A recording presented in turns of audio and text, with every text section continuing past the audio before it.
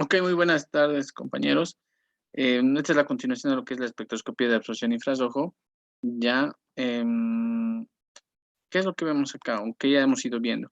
La espectroscopía de absorción del infrarrojo, lo que nosotros sí hemos ido viendo es, recordando tal vez un poco, hemos ido viendo lo que es eh, el contexto de todo lo que es espectroscopía de tipo infrarrojo.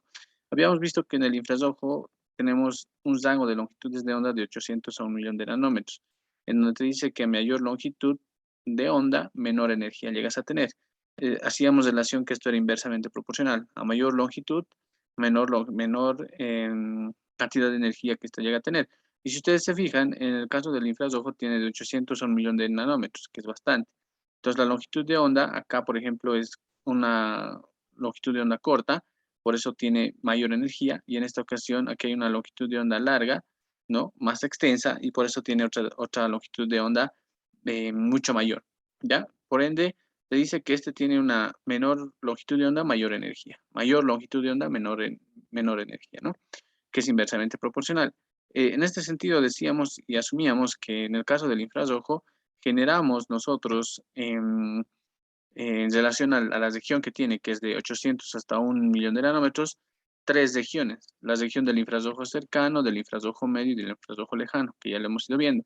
El infrarrojo cercano de 800 a 2500 nanómetros, el infrarrojo medio de 2500 a 50.000 nanómetros y el infrarrojo lejano de 50.000 a 1 millón de nanómetros. ¿Ya? Cada uno de ellos en una determinada región.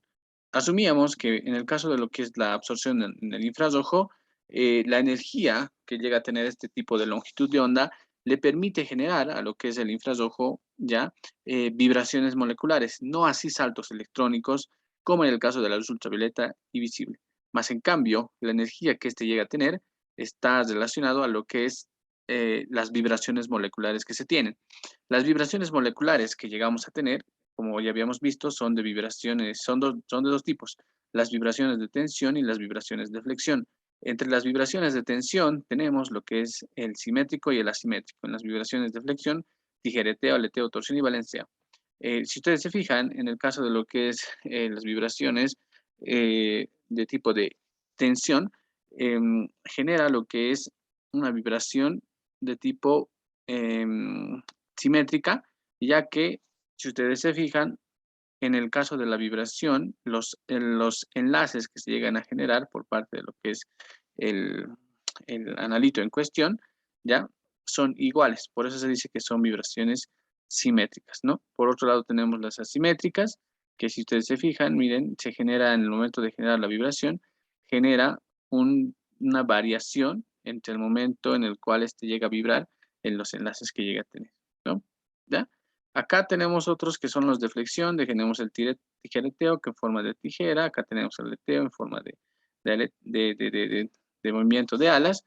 Ya estos se relacionan a lo que es el cambio de ángulo que llega a tener el átomo en relación a los enlaces. ¿Ya? Por eso se considera que tenemos estos de vibración.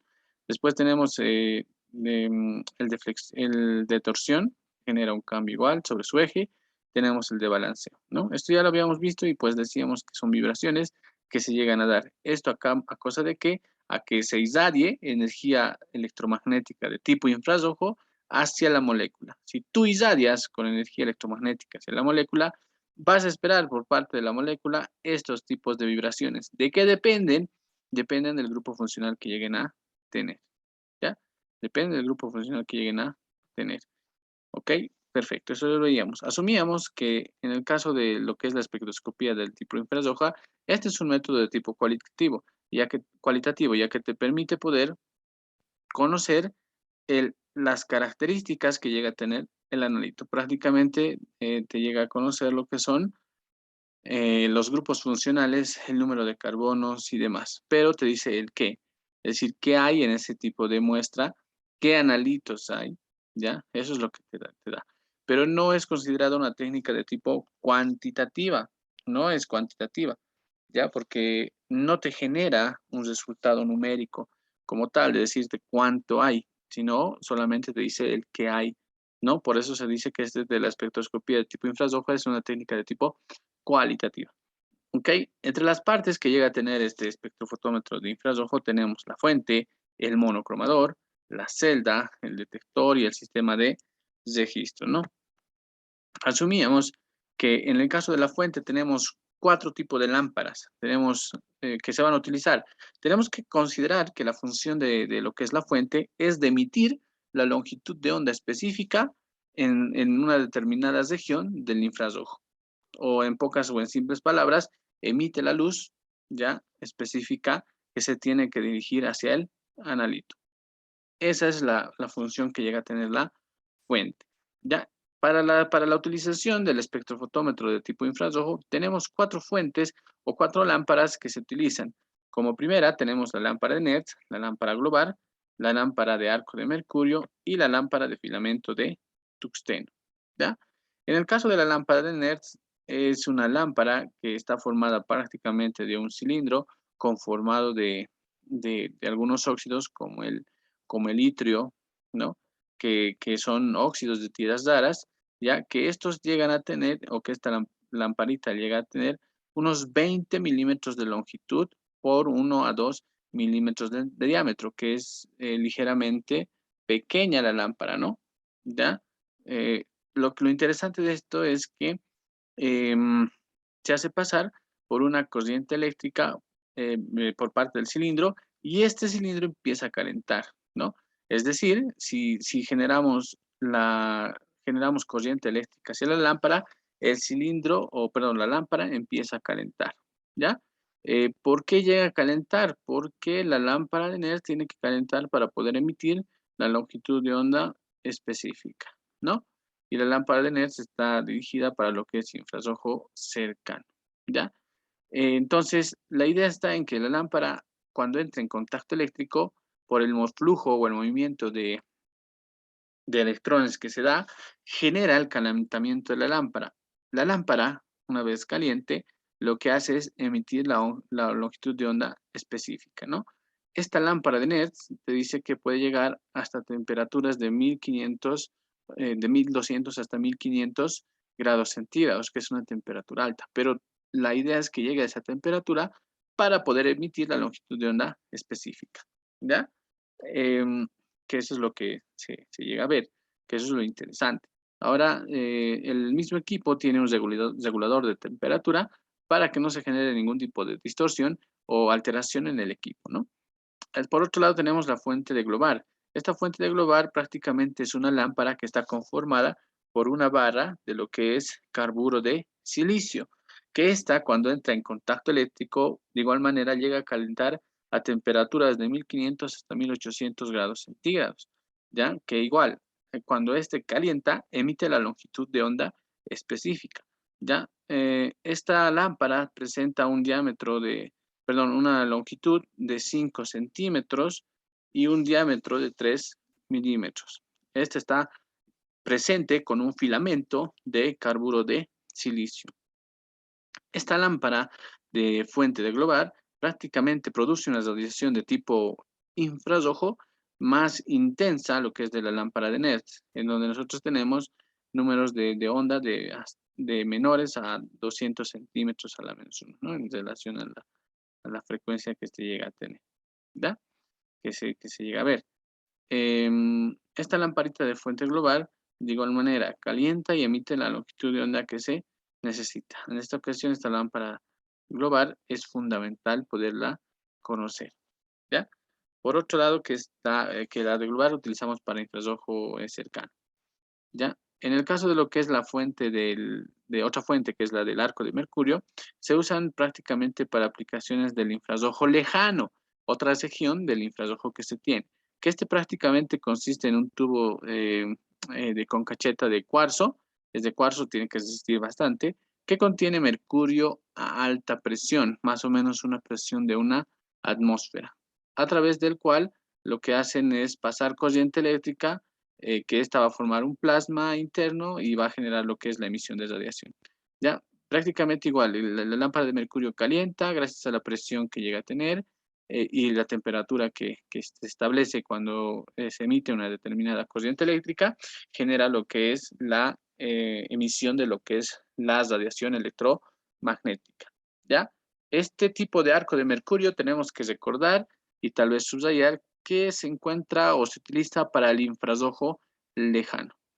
¿Ok? Excelente.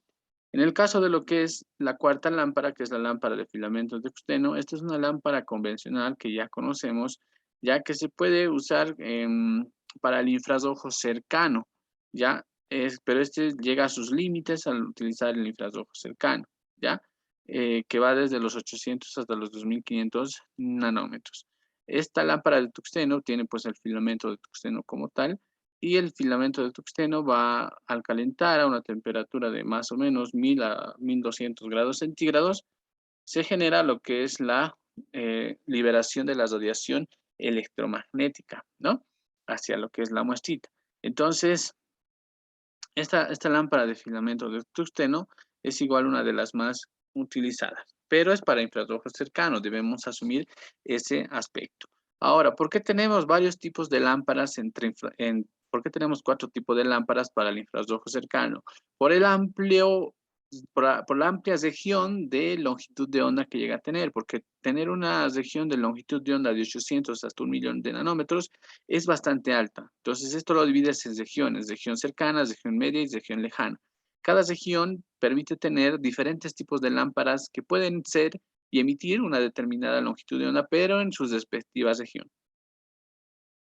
Es por eso que llegamos a tener 4 lamparitas ahí, tanto de filamento de tungsteno, arco de mercurio y demás, ¿no? Recordemos que la lámpara solamente se utiliza para poder emitir la longitud de onda hacia la muestra, ¿ya? O sea, emite la longitud de onda. Esa es la figura de lo que es la fuente. Emite la longitud de onda, porque si no, ¿de dónde sacaríamos, no? No hay luz infrarrojo en cualquier lugar, en cualquier ambiente, ¿no? Tenemos que darle la seguridad al equipo de que tiene que emitir la longitud de onda de tipo infrarrojo, ¿no? Esa es la figura. ¿Ok? Posteriormente tenemos al monocromador. Si ustedes nos vamos a las partes, tenemos la fuente, que son, ya hemos visto las 4 lámparas. Después tenemos al monocromador. ¿Qué función cumple el monocromador? El monocromador que vemos acá son de 2 tipos. Antes se tenía de 2, bueno, se tiene 2 tipos en realidad. El que antiguamente se utilizaba en el caso del monocromador prácticamente era el de dispersor de rejilla. Que este monocromador dispersor de rejilla son aquellos en los que este espectro se analiza en secuencia y sigue la dispersión de radiación de varias longitudes de onda mediante un monocromador o una rejilla de difracción. ¿Ya? Estos sistemas dispersivos de rejilla generaban la selección de longitud de onda cuando se generaba lo que es la liberación de un rango de longitud de onda hacia lo que es la muestrita. Es decir, no puede ir toda la región del infrarrojo lejano, de las regiones, ¿no? De la región infrarrojo, lejano, cercano, media, no puede ir. Tiene que ir una longitud de onda específica hacia lo que es la muestra. Este sistema dispersor de rejilla lo que hace es seleccionar las longitudes de onda, ya, dispersarlas y poder liberarlas de forma única de esa longitud de onda hacia lo que es la muestrita, ¿no? En síntesis, podríamos decir que selecciona una longitud de onda específica para dirigirse hacia lo que es la muestra, ¿ya? En el caso de lo que es el espectrofotómetro de transformada de Führer multiplex, ¿ya? El espectrofotómetro de la transformada de Führer multiplex, el FTIR, ¿ya? Son los más utilizados. Ya muchos equipos vienen con este tipo de transformada de Führer, ¿ya? Y actualmente lo tienen bastante utilizado y se está aplicando bastante, ¿no? A diferencia de lo que es del monocromador dispersivo de rejilla, va a detectar todas las longitudes de onda y se mide de una forma simultánea. ¿Qué conlleva decir esto? La transformada de Führer multiplex genera una relación entre lo que es el sistema detector, ¿ya? Y el sistema de registro y la muestrita con el sistema detector y el sistema de registro. Porque se generan estos están en base a prismas en donde la luz infrarroja choca con el prisma y se genera 2 tipos de haces de luz, ¿ya? Uno fijo y uno móvil. Lo que se genera es que cada haz va dirigido a poder considerar la vibración molecular que este tiene, ¿ya? La transformada de Führer permite sacar una relación con el espectrograma, porque el espectrograma es la forma de poder decir cuál es el tipo de muestrita o de grupo funcional que tú estás encontrando en lo que es el espectrograma del infrarrojo, ¿no? Eso es lo que llega a generar. Entonces, la transformada de Führer ya te detecta longitudes de onda más específicas, ¿ya? Más específicas. Y las llega a medir de una forma rápida y simultánea. Entonces, la transformada de Führer ha dado mucha ventaja a lo que es el espectrofotómetro del infrarrojo para poder realizar ese tipo eh, de determinación, ¿no? De análisis, ¿ya? Por otro lado, tenemos el compartimento de celda. Este compartimento de celda va a depender prácticamente del tipo de muestra que se tiene. ¿Por qué? Porque se tienen tres tipos de muestritas que podemos hacer la lectura nosotros. Podemos hacer muestras sólidas, muestras líquidas, ¿ya? E incluso podemos medir muestras que sean gaseosas, ¿ya?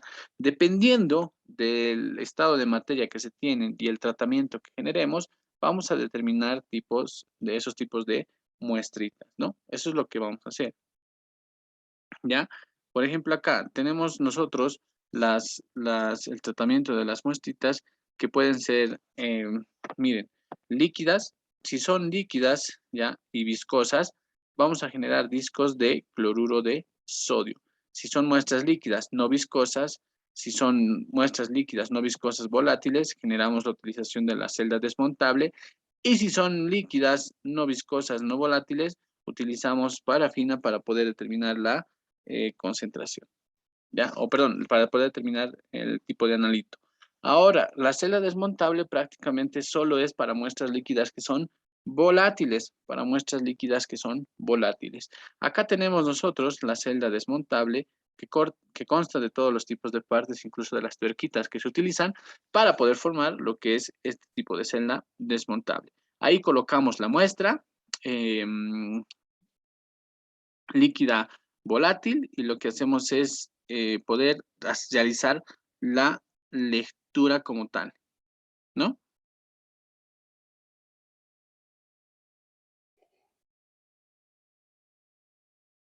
Ahí está. Si tú tienes muestras que son sólidas, pueden ser solubles en solventes, utilizamos una suspensión de aceite de Nujol si son solubles en algún solvente. Si tus muestras no son sólidas, lo que tienes que hacer es que si son insolubles en un solvente, las tenemos que fabricar en base a una suspensión con bromuro de potasio, en discos de bromuro de potasio que se llegan a generar. Y si tú tienes muestras gaseosas, pues generas una trampa de gases, que este es un sistema al vacío que se puede utilizar para poder realizar la lectura de algunos tipos de gases. Es muy versátil, ¿no? Ya, ahora tenemos a lo que son los detectores. Los detectores son de tres tipos. Tenemos a los detectores térmicos, detectores piroeléctricos y a los detectores fotoconductores. Los detectores térmicos prácticamente funcionan midiendo los efectos del calentamiento de la radiación infrarroja. Es decir, van a detectar el calentamiento, ¿ya? De la radiación del infrarrojo, ¿ya? Sobre el componente diseñado para actuar como un cuerpo negro. ¿Qué conlleva? Los detectores térmicos van a capturar toda la energía calorífica que se llega a tener, es decir, temperatura, ¿ya? Para poder ver la radiación. Entonces, como que dices, va a llegar cierta radiación electromagnética de infrarrojo a lo que es este tipo de detector y pues se va a empezar a calentar. Va a relacionar la energía electromagnética en relación a la temperatura, ¿no? Que ese es el detector térmico, ¿ya? Estos están conformados por termopares, que son un tipo más frecuente de detectores térmicos, muy utilizados para poder decir eso, ¿ya? Y están formados de un tramo de un conductor metálico al que se fijan dos trozos de metales distintos, ¿ya? Entre los dos tipos de trozos de metales, entre las dos uniones, se desarrolla una diferencia de potencial. Esa diferencia de potencial está relacionada con los cambios de temperatura entre los dos iones, tanto metal con no metal, y calienta pues una de estas. Entonces, lo que hace el detector térmico es mientras más energía electromagnética tienes, más temperatura llegas a generar, ¿no? Hay una relación directa del detector térmico entre la radiación del infrarrojo y lo que es el detector térmico, ¿no? Que igual te genera resultados efectivos. En el caso del detector piroeléctrico, está formado prácticamente de una capa de material piroeléctrica que se lo conoce como el sulfato de triglicina deuterada, ¿ya? Emparedada entre dos tipos de electrodos, es decir, están en el medio, ¿no? Esto es interesante en el caso de los piroeléctricos, ya que la radiación del infrarrojo pasa por una ventana que causa el calentamiento del material, que a su vez esta ventana cambia la polarización del material y la capacidad del detector. En esta ocasión, en el caso de los detectores piroeléctricos, estamos viendo la forma de considerar el calentamiento que se llega a dar por parte de la irradiación del infrarrojo hacia lo que es este tipo de detector, ¿no?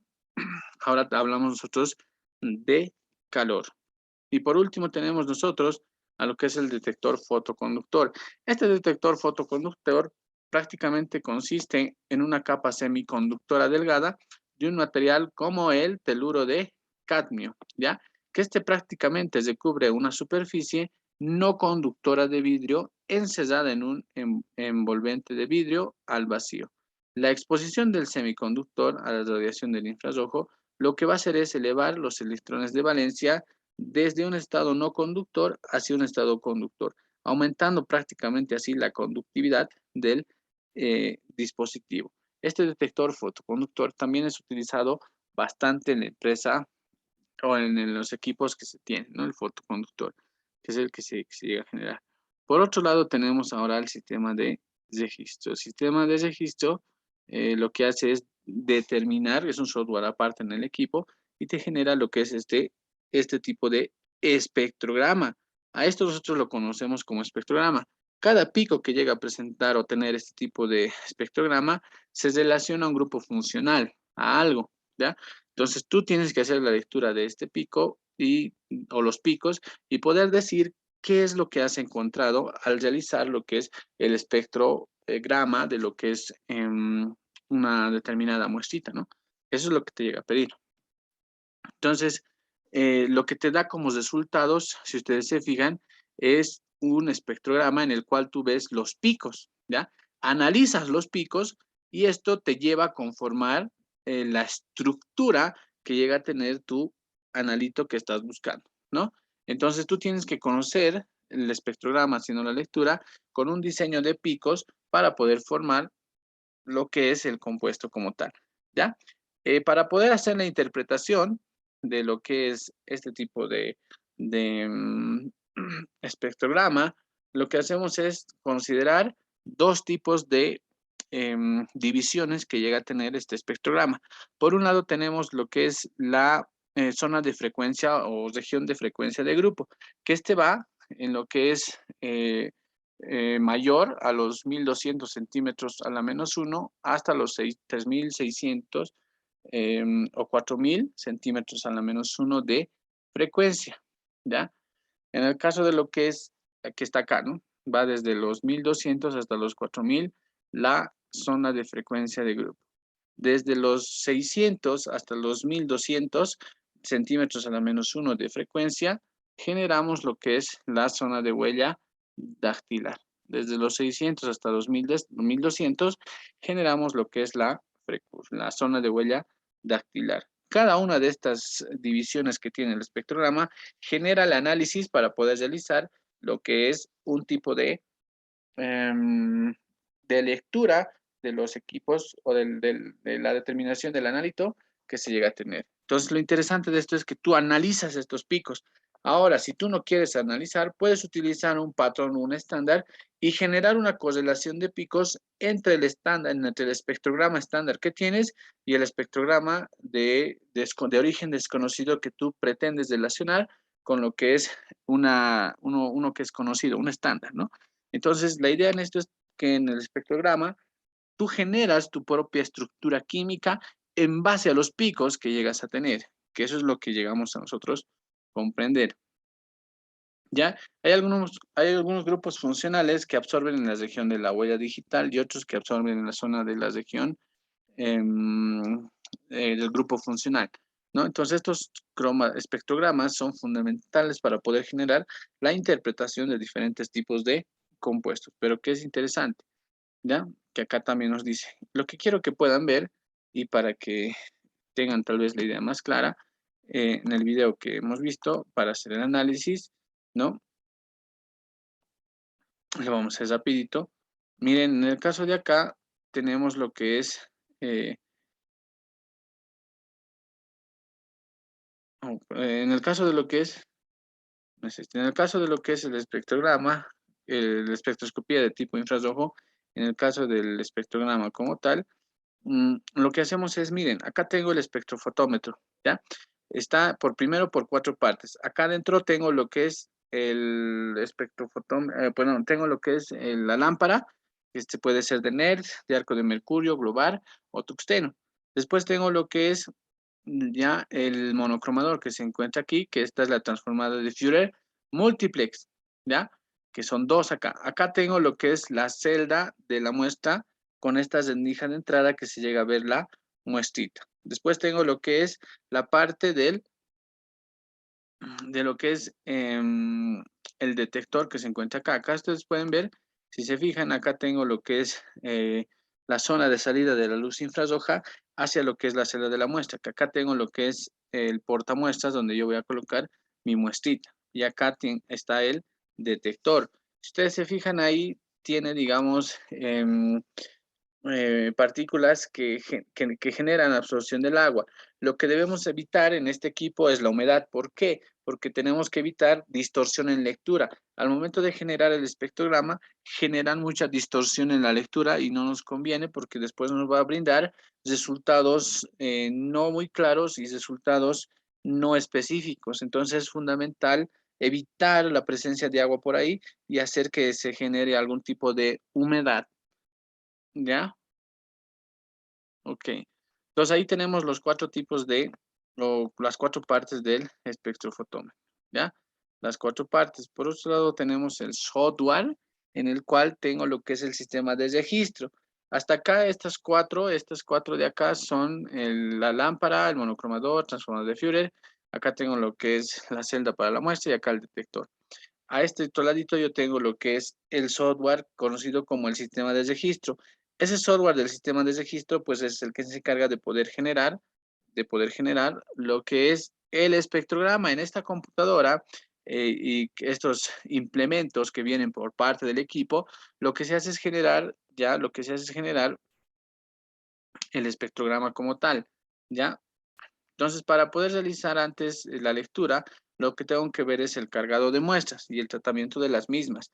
Como les decía, si ustedes tienen una muestra líquida, lo que se hace es colocar a esa muestra líquida 2 discos del cloruro de sodio, ¿ya? Esos discos de cloruro de sodio son estos, miren, aquí está. Estos los que estoy agarrando acá son esos, ¿no? Los que se están mostrando ahí. Entonces, fíjense, lo que se está haciendo es agarrar y colocar ahí en las muestras. Se coloca 1 o 2 gotitas y se los aplasta como una forma de un sándwich y se lleva lo que es el portamuestras. Miren, ahí está.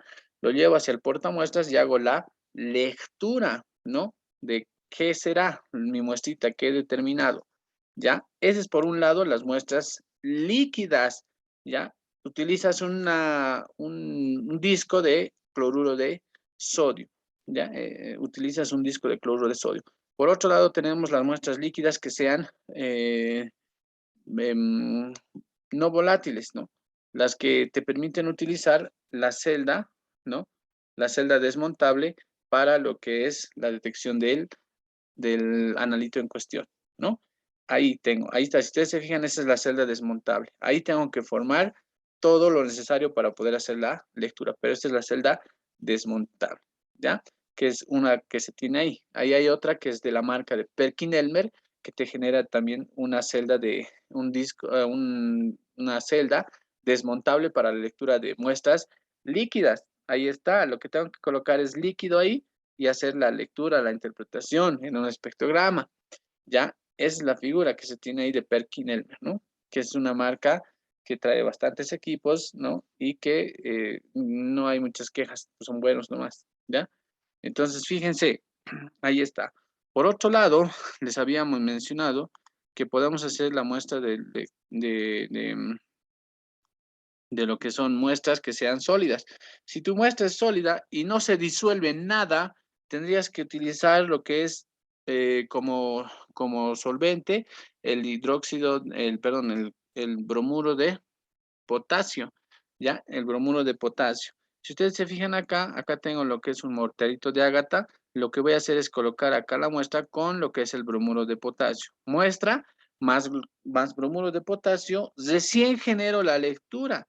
Lo que voy a hacer primero es empezar a moler, ¿no? Empezar a moler lo que es el, el bromuro de potasio y lo que es la muestrita. Entonces, acá tenemos un vídeo desde log, en que en este vídeo de log tengo lo que es la presencia del bromuro de potasio y lo que es la muestrita, ¿ya?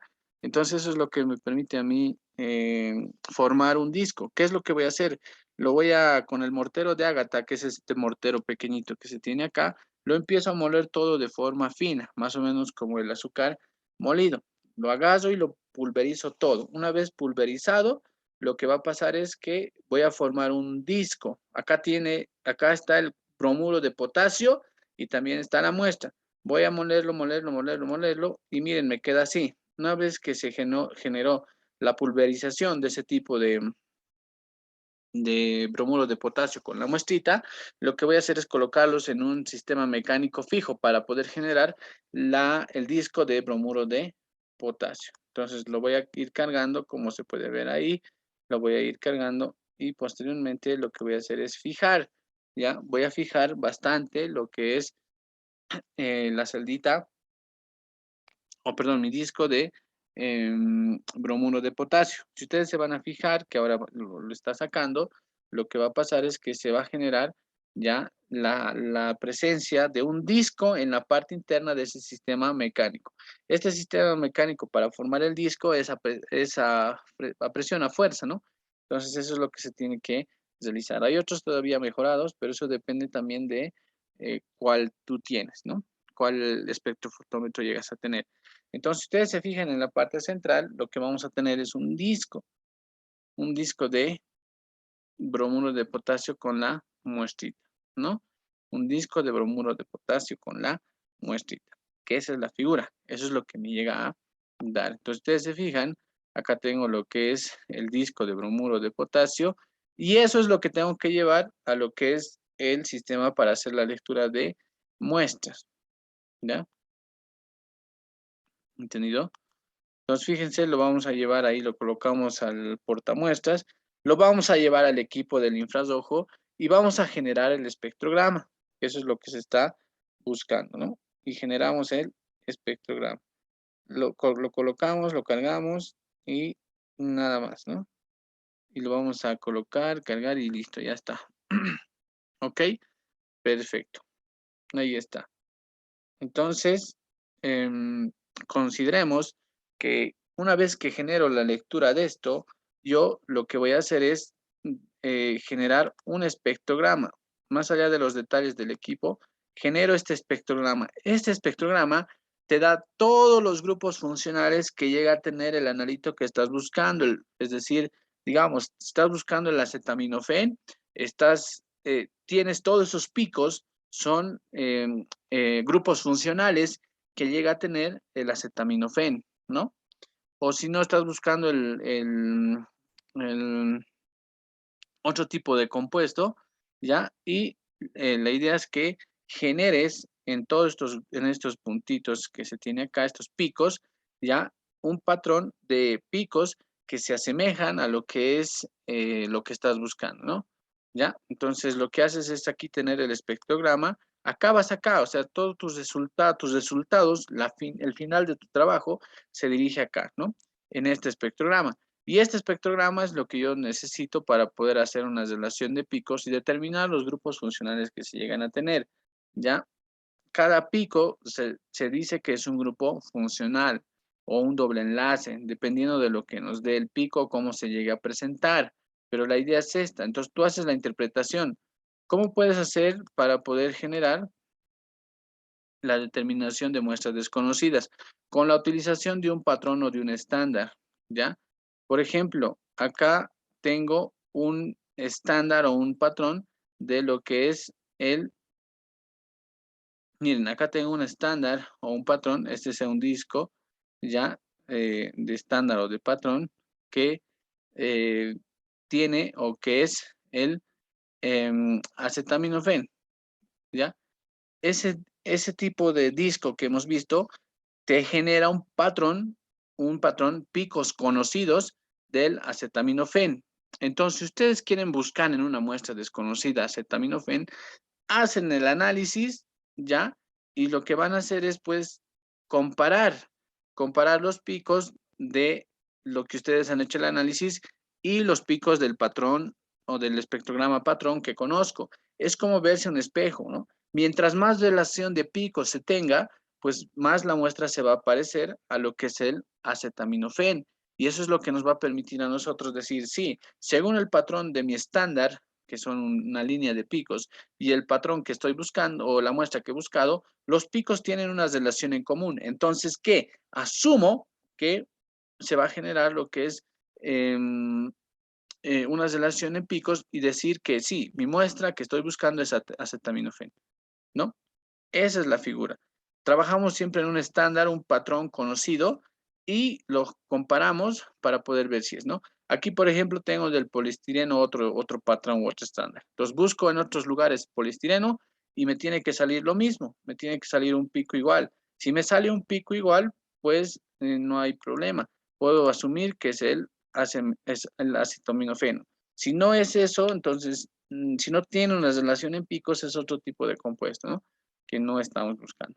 Pero la figura es esta. Al final y al cabo, te da el espectrograma. Entonces tú dices, aquí está el acetaminofeno. ¿Por qué? Porque este patrón de picos que tengo es semejante a este, ¿no?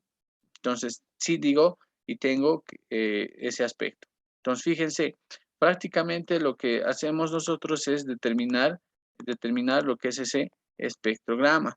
Ese espectrograma ya me dice qué es lo que tengo que hacer y cómo he podido calcular, ¿no? Es comparación de datos. Eso es fundamental que lo conozcan, ¿no? Porque una figura, va a decir alguien, y si no tengo un estándar, pues si no tengo un estándar, un patrón y puedo comparar picos, entonces automáticamente tengo que descifrar cada pico, qué grupo funcional será, será un carbono-carbono, será un carbono-oxígeno, etcétera, etcétera. Tengo que descifrar. Obviamente es más moroso, pero sí me ayuda a poder determinar la muestrita o determinar el analito de una muestra, ¿no? Que eso es lo que estoy buscando. Por eso es cualitativo, recuerden, esto es cualitativo, ¿no? Ya, y eso es todo. Entonces ustedes consideren lo que les he explicado acá. Muchas gracias.